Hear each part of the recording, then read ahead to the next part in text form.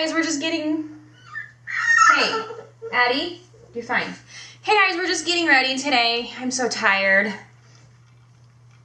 To be honest, I've been eating like complete shit. Not complete shit, but you know, compared to like normally. I left my coffee downstairs.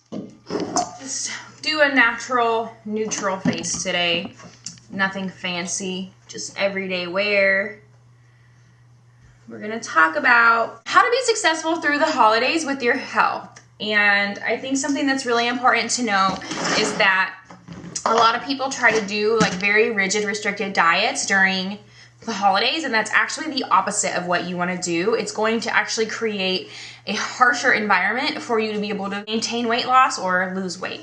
So I'm just going to take you through some of my personal tips on how to stay healthy through the holidays while being able to enjoy it and not restricting yourself and not gaining an obscene amount of pounds either. I like that. Okay. Catch me at the gym. How about that? How about that? Catch me grocery shopping. How about that? How about that? Catch me grocery shopping. I'm gonna get a turkey because it's Thanksgiving. My first tip for staying healthy through the holidays is this. Don't try to diet. Don't try to eat restrictively. Don't try to eliminate anything. In order to stay healthy through the holidays and not gain weight, it's really important to keep giving your body the nourishment that it needs. So whether that means you are trying to lose a little bit of weight, maybe you're eating at a small caloric deficit but not a huge caloric deficit. And if you don't know whether or not you're eating at a caloric deficit, you need to be tracking in MyFitnessPal or some macro tracker so that you have some kind of idea of where you're at. If you're doing a program that advocates for massive restriction or a high amount of caloric deficit, you're going to unfortunately have a harder time through the holidays.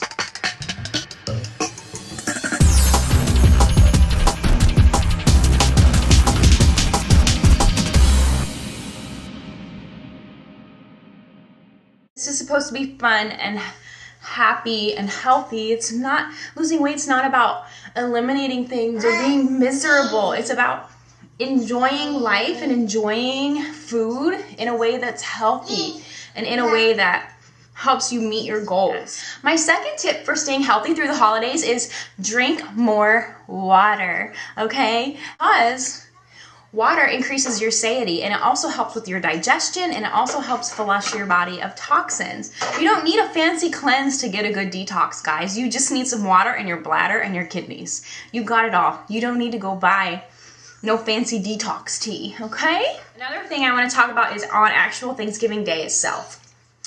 On the day that you have your family dinners, Thanksgiving, most people are like, oh, I'm not going to eat breakfast until... or I'm not going to eat until my Thanksgiving dinner because there's going to be so much food and I'll just wait until then to eat because, you know, I want to save my calories, blah, blah, blah, whatever the reasoning is. And here's the deal. Here's the deal, guys, why that is not a good idea. Because when you do that, when you say, okay, I'm not going to eat until 1 o'clock and then I'm going to eat everything, you prime your body for fat storage because you don't eat all morning, so your body doesn't have, you're not eating, so your body doesn't know what's going on.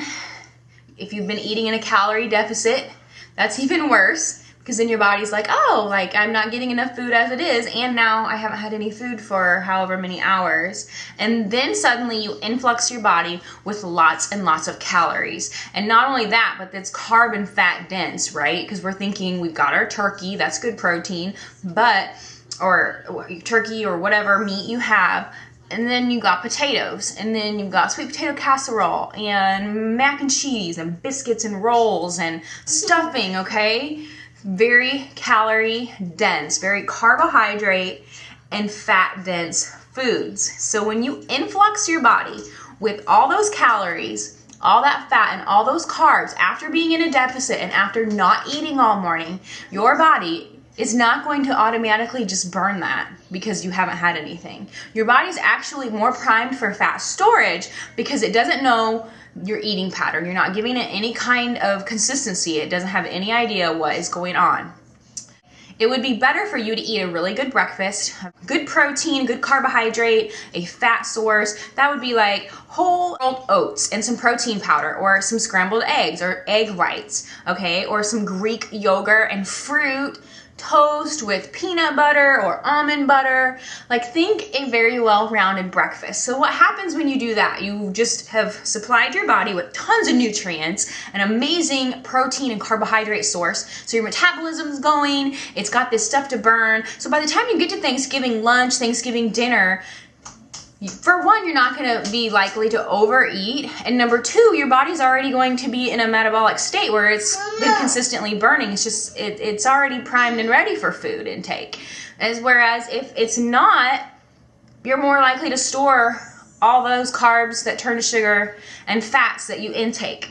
So that's why eating at a caloric deficit is not advantageous during the holidays, or at least if you're somebody who doesn't have a lot of experience with dieting and you're not really quite sure what you're doing, and you have a coach or someone telling you what to do, but they don't really know what the fuck they're doing, it can be really bad for you. But I just want women to be more empowered and understand how this stuff works, so that you're not like scratching your head or trying all this stuff that just doesn't work.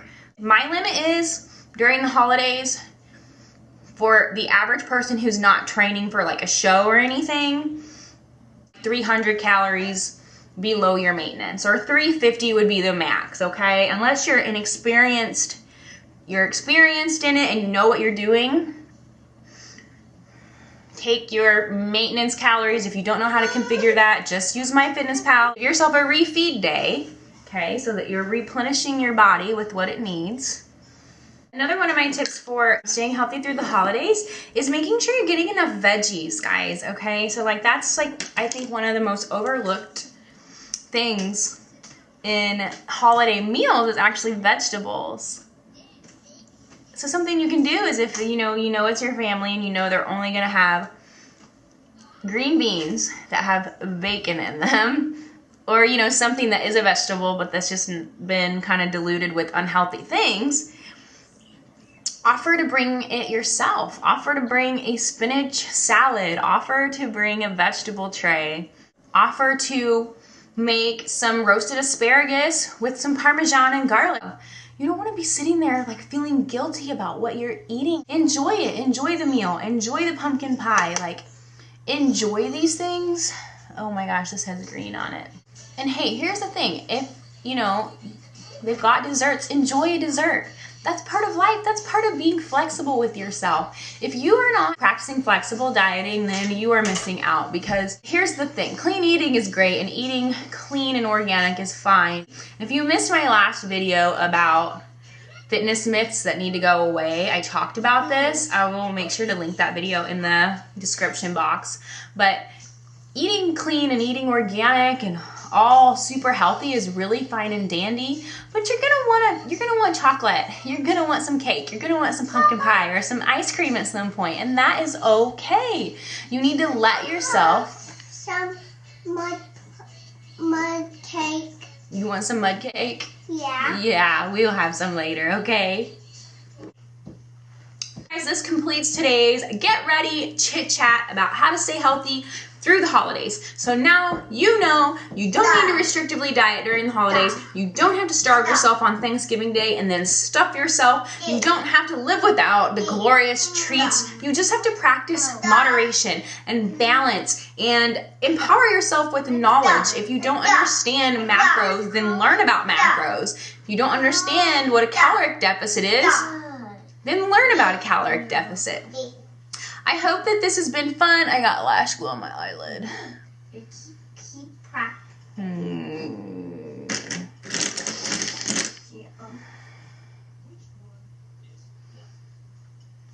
Oh well. So I hope you guys have enjoyed this video. If you did, make sure to give it a thumbs up to support my channel, and never forget to subscribe so that you don't miss any life tips with me. As always, stay happy, live happy. Bye-bye.